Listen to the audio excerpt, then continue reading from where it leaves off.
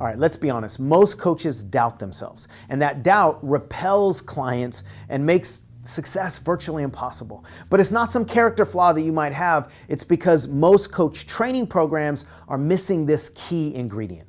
In this video, I'm going to share with you what that ingredient is so that you can avoid the problem that causes most people to fail. The thing that most coach training programs are missing that leads to doubts is demos and dissection at a deep enough level. A demo of the coaching process, a lot of programs have that, but the dissection of it is the thing that a lot of programs are missing. Now, this is just, adult learning theory to some degree in any context, but specifically in the coaching world, one of the reasons that a lot of coaches doubt themselves is because they haven't seen enough evidence. They haven't seen enough variation. And so they just have their own myopic experience.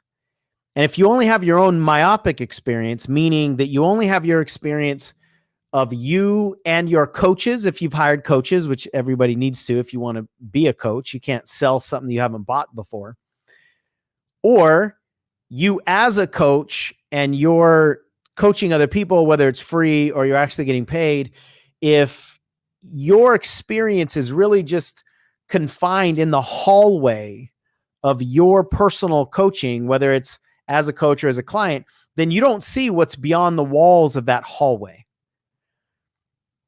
And the problem with that is if somebody shows up and asks you something or has an issue that's beyond those walls of your particular hallway or beyond the lessons and the experiences that you've personally had, then you're going to doubt yourself. That's essentially why the doubts show up.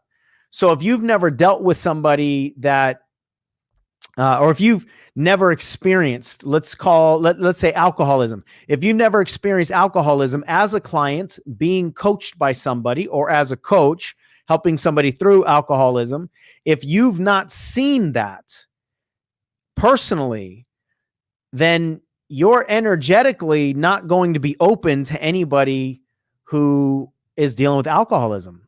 That's just the natural thing because the mind goes, well, I don't know if I can do that. I haven't done that before. I haven't experienced that before. And we naturally doubt the things that we haven't experienced. But if you've seen somebody, if you've seen a demo, if you've seen or participated in a discussion and you dissected it and you saw the opening of this particular coaching exercise, let's say, and you saw how it could incorporate alcoholism, then if somebody comes to you and says, can you help me with my alcoholism? And if you've already seen it, if your awareness has been expanded, then it'll be easier for you energetically to say yes. Your certainty will expand with the dissection of the process or the tool or the exercise, right? And so that open awareness, the opening of your awareness is what a lot of coaches don't have inside their training programs. And that's why their confidence is constricted and restricted by what they've personally experienced. But the cool thing is about discussion and dissection at a deep level is it actually opens up more than what you've only focused on. Meaning, if you've been in a dissection of a particular exercise, let's say, if you've been in a dissection to the point that you understand the exercise at a deep, deep level, then if somebody has an issue that you actually haven't seen, like the specific topic you haven't seen or you haven't discussed, but you understand at a deep level this particular exercise, then it'll be easier for you to take the topic and put it into your awareness of the exercise because you've dissected it at a deep, deep level. And the reason this is so important with transformational coaching is because transformational coaching is not a science. But the way our brains are programmed to learn is scientific in nature.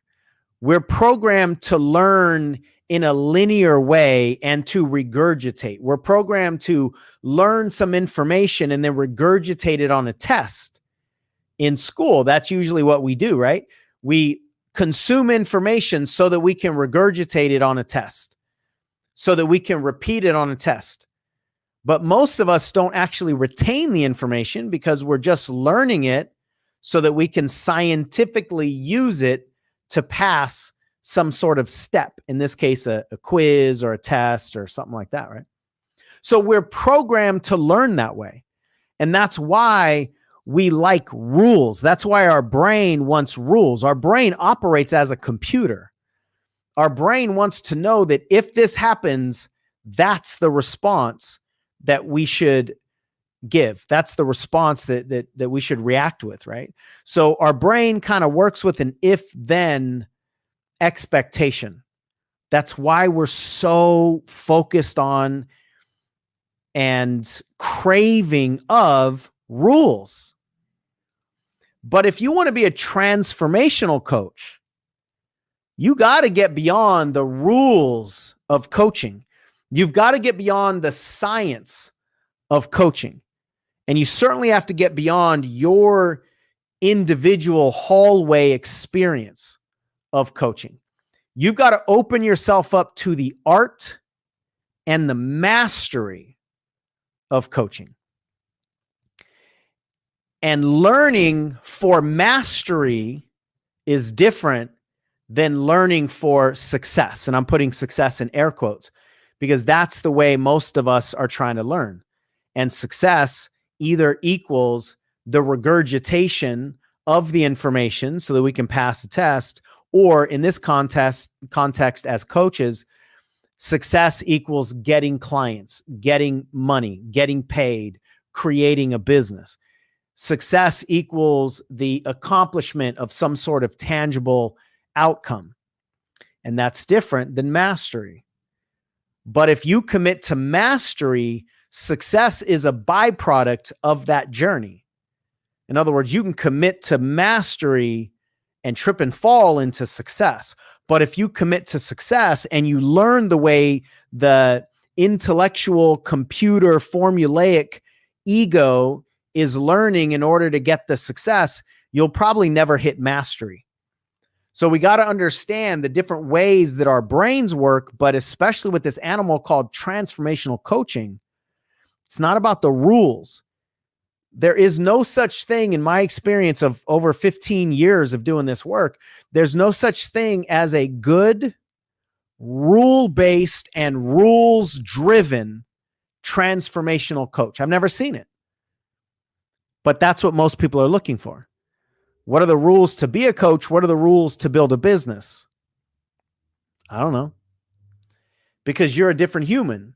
You have different circumstances. So the rules that worked for me 15 years ago might not work for you, but the laws do. If you understand the laws of marketing, if you understand the laws of transformation, if you understand the laws of beliefs, if you understand the laws of how the brain works, if you understand the laws of the unconscious mind, then you can figure out the rules of what to do in any given moment. And if you understand the laws of the human brain, then what you do when you're coaching one person could be the exact opposite of what you do when you're coaching another person, even if they have the same topic, even if almost all the variables are the same. This human commands one set of actions and this human commands another set of actions. And you can never get to that level of flexible transformational coaching. You can never get to that level of flow by studying and putting all your energy into and all your faith and all your trust in the rules. And see, one of the things that stops a lot of coaches is that their faith and trust and confidence comes from rules. And so if your confidence is coming from the rules and you don't know if you're going to be able to answer all the questions that people might ask you, well, then you won't give yourself internal permission to go out there. You won't put yourself out there because you're afraid of not being able to answer the questions. But you got to know what all the potential questions are. It's like studying for a spelling bee, right? I don't know if you ever studied for a spelling bee. I think I might have won a spelling bee when I was like third or fourth grade or something, but I definitely competed in a few of them. They give you the booklet of all the different rules. They give you the entire, the words. They give you the entire universe of words, essentially, and you can study all the words. Well, we don't have to do that as coaches. We don't have to study all the questions. We don't have to study all the problems. We don't have to study all of our responses. We have to understand humans. We have to understand behavior. We have to understand beliefs. We have to understand the engine inside of the car. And if we can understand the engine, then we can consume, or not consume, but we can field just about anything, especially stuff we've never heard of before. Like, whoa, I've never dealt with that particular thing, but I understand how humans overcompensate with their insecurities. I've never experienced what this person has experienced, but I understand how humans deal with trauma. If I understand how humans deal with trauma, then I can help somebody with this particular trauma or that particular trauma or that particular trauma, even if I don't experience any of those, because I understand the laws of how humans deal with trauma. And I also understand the laws of healing, or I understand the laws of inspiration or motivation or goal setting or communicating with the unconscious mind. So you have to understand the foundational laws, and then that gives you the flexibility. But this is not what most people are looking for. Most people are looking for trust in the rules so that they don't mess up. And that's one of the biggest reasons why coaches stay stuck on their fears, or their fears keep them stuck, right? And so when it comes to studying transformational coaching, you've got to see it in many different forms. You have to see different coaching styles. You have to see different possible questions to similar scenarios. You got to understand the universe of flexible, flow-driven transformational coaching so that your brain goes, I can do this, or I can do this, or I can do this, or I can do this, and they're all the right answer. All of them can be the right answer. In transformational coaching, when it comes to helping a human shift their neurology, there's a ton of right ways to do it. A ton of them.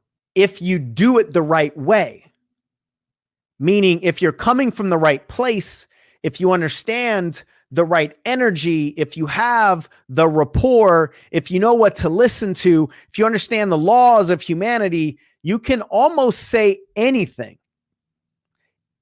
It's not that you're saying the right thing. It's that you're saying the thing in the right way, coming from the right place. And that expands your competence, which expands your confidence, which expands your certainty, which expands your ability to help people, which then gives you the internal permission to do the videos, to write the articles, to put yourself out there, to shine your light so that the people can actually find you. But we got to get out of the self-abuse room. We got to get out of the self-doubt room. We got to get out of the place that creates the doubts. So what I've learned, and this is why we incorporated into our certification programs, is that we got to dissect the tools, the skill sets, the questions, the body language, the potential variations of why we do things and how we could have done things and what if we did it this way. We got to dissect it like our life depends on it, because our coaching life does. And one of the reasons that a lot of people don't have the flow inside of their certainty, inside of the conversations to bring in a lot of the people in their coaching, is simply because they're too rigid. And they don't really fully understand the animal that they're dealing with. The animal called the human, the animal called trauma, the animal called beliefs, the animal called sabotage, the animal called transformational coaching. They don't fully understand what they're dealing with. So you got to understand what you're dealing with. You got to study it until you understand it. And then as soon as you understand it, your world opens up like crazy. Now, this is not what most people want to hear. And that's great. Because if you're not willing to truly understand the process of transformation, then you shouldn't be a transformational coach. If you're not really willing to understand how the brain works, then you shouldn't be a brain surgeon. You can't shortcut your way into mastery, and your future clients need you to not take shortcuts. So if you're not willing to do the work that's necessary at this level, then that's fine. Just don't expect the results that this work is required to produce. But if you are willing, there is a journey. There is a formula. There is a way to learn the process of coaching and learn the understanding of human nature and more importantly than that, human behavior, what causes our beliefs. Because if you really truly understand how we sabotage ourselves and why we sabotage ourselves, then you can have anybody that comes to you and go, hey, this is how I'm sabotaging myself. And you can ask the right questions with no previous knowledge of that particular topic, but you understand sabotage. You can ask the right questions and help them untie their own knots. That's one of the most powerful things. But you got to see multiple examples of the tools that you're studying. You got to see multiple examples of coaching demos, and then you got to dissect them. When she said this, the coach asked this. Here's why. Because what we're looking for is, if you remember when she said, my grandma, she looked up. And before that, she was looking down. And so because she looked up, you got to understand, why would people look up? And then that's why the coach asked about her grandma, right? That level of dissection, first of all, is going to completely excite all of you geeks out there that really want to dive into personal transformation. And I'm certainly one of them. So I'm not meaning that phrase in any kind of demeaning way. Like, I think you've got to be a geek about personal transformation. You got to want to study it. You got to love it. You got to really want to understand what it is that we're doing. You got to be willing to roll your sleeves up and go, okay, let's dig in. Let's get into the lab. That element that's missing, in my experience, in most coach training programs is why so many people actually don't have the embodied certainty, because you got to get into the lab. You got to implement. You got to mess things up. You got to ask questions one way and then recognize, oh, I could have done it another way, and then try it again. You got to implement, adjust, implement, adjust, implement, adjust, implement, adjust. And that kind of process isn't the way that we're programmed to teach or learn, nor is it what a lot of people are searching for in their shortcut, ego-driven desire to get to success as fast as possible. And that's why a lot of people are not teaching it at a certain depth, because the ego is wanting to buy it at a shallow level. So people are not teaching it at a certain depth. And I'm just telling you, after 15 years of this, 10 plus years of coaching coaches and trying to figure out why coaches actually fail, this is a huge missing piece. And there are a lot of coaches who know the rules. They know the rules of coaching. They know the rules of marketing, but they have no clients because they don't have the embodied certainty in the art. And one of the things that people can smell is rigidity inside of a coach. If you're rigid, they can feel it. They won't consciously be able to feel it, but they can feel it.